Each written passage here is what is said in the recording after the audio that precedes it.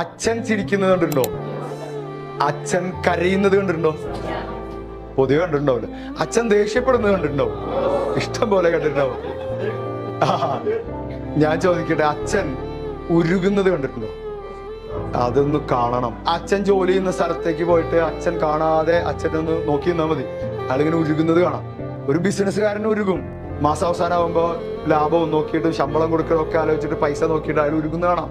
ഒരു സെയിൽസ്മാനാണ് അച്ഛനെങ്കിൽ HR മുമ്പിൽ അല്ലെങ്കിൽ മുതലാളിയുടെ മുമ്പിൽ നിന്ന് ഉരുകുന്ന കാണാം. ഒരു പോലീസുകാരനാണെങ്കിൽ മേല അധികാരിയുടെ മുമ്പിൽ ഉരുകുന്ന കാണാം.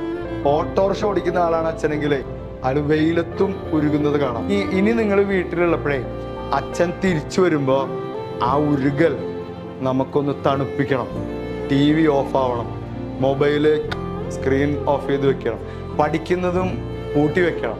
എന്നിട്ട് അദ്ദേഹത്തെ സ്വീകരിക്കണം. നമ്മുടെ വീട്ടിലെ രാജാവാണ്.